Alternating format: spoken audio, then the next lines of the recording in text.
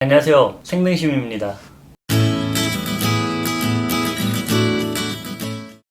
네, 오늘은 동성애가 법으로 정해지는 것과 정해지지 않는 것의 차이가 무엇인가를 좀 나눠보려고 합니다. 하나님은 마지막 때에 관련돼서 많은 말씀을 주셨어요. 그런데 대부분의 말씀 가운데 종말의 때, 시대 말의 때에 일어나는 현상, 크게 두 가지에 대해서 얘기를 하는데요. 바로 노아의 때, 그리고 소돔과 고모라의 때를 반드시 얘기하고 있습니다. 노아의 때는 어떤 타락이 있었을까요? 노아의 때는 이성 간의 성적인 타락이 주된 원인이었습니다. 무분별한 성적 타락. 이미 그것은 너무나 방송에서조차도 자연스럽게 얘기하는 그런 현상이 지금 일어나고 있죠.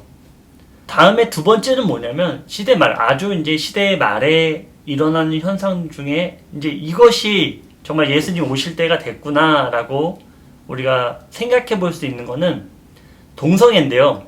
동성애 중에서도 어떻게 이루어지는 건가? 바로 그것이 법제화 되는 거예요. 법제화. 법으로 지정됐을 때 이 동성애에 대한 문제, 말세에 대한 징조, 그것이 일어날 수 있다는 것이죠.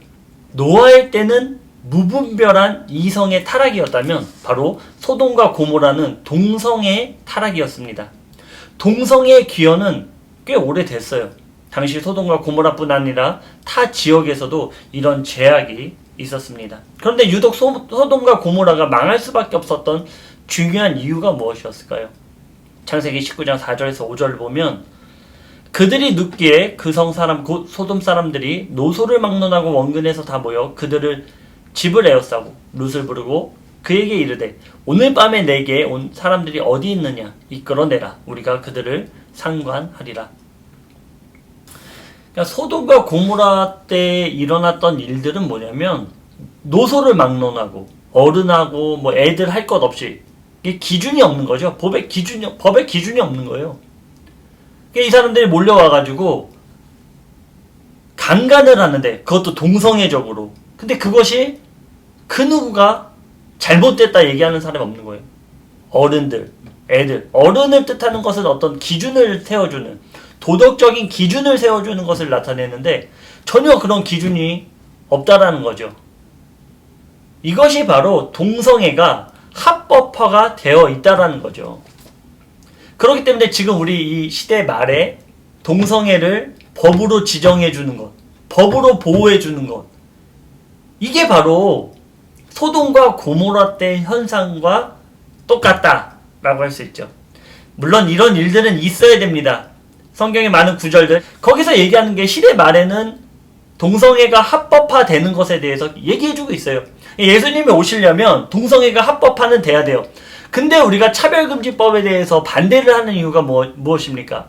특히 우리나라에서 미국도 그러겠지만 캐나다 이런 데는 동성애 잘못 얘기하면은 바로 경찰 신고하고 그러잖아요.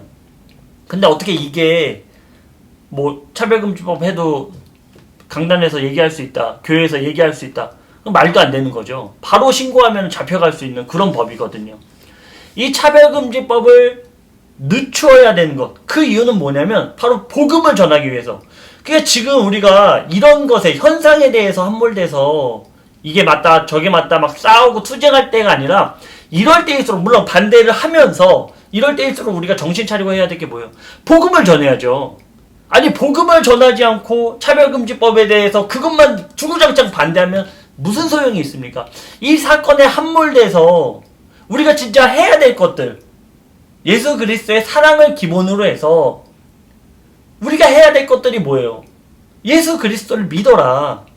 여러분 시간이 얼마 남지 않았습니다. 세상은 조롱할 거예요. 왜냐? 그런 세상이 우리에게 올 거라고 성경은 우리에게 얘기해주고 있기 때문에. 근데 우리 크리스천들이 지금 뭔가 잘못 생각하고 있어요. 이런 현상에, 이런 사건에 자꾸 함몰시키는 이 사단의 정책에 대해서 너무나 무감각하게 우리가 빠져있는 부분들, 이것을 우리가 반드시 짚고 넘어가야 된다는 거죠. 동성애의 이런 합법화를 우리가 법제화되는 것들을 보면서 우리가 깨달아야 될 것은 무엇이냐면, 아, 예수님이 이제 곧 오시겠구나. 시대 말의 현상들이 엄청나게 많이 일어나고 있잖아요. 이것은 이제 앞으로 차차 나누겠지만, 그 많이 일어나는 현상 가운데 그럼 우리가 도대체 해야 될 게 뭐예요? 하나님을 내 몸과 마음을 다해 하나님을 사랑하고 내 이웃을 내 몸과 같이 사랑함으로 말미암아 복음을 전하는 것. 그게 우리의 팩트가 돼야 되는 거예요. 그런데 자꾸 진영 논리다, 뭐 서로 싸우고 분열하고, 사단이 좋아하는 거죠. 싸우지 말았으면 좋겠어요. 싸우지 말고 좀 하나님이 우리에게 정말로 원하시는 것이 무엇인가? 저는 그렇게 생각해요.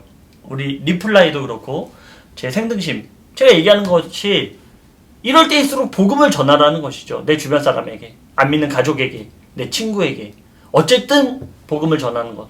이것이 바로 우리가 역할을 감당해야 될 일입니다. 여러분 팩트를 잊지 마시고, 그리고 이 동성애는 전 세계적으로 이제 합법화가 될 거예요. 결국에는 그것을 보면, 아, 예수님이 문 손잡이를 돌리셨구나, 이렇게 생각하시면 좋을 것 같습니다. 네, 오늘은 여기까지 하겠습니다. 감사합니다.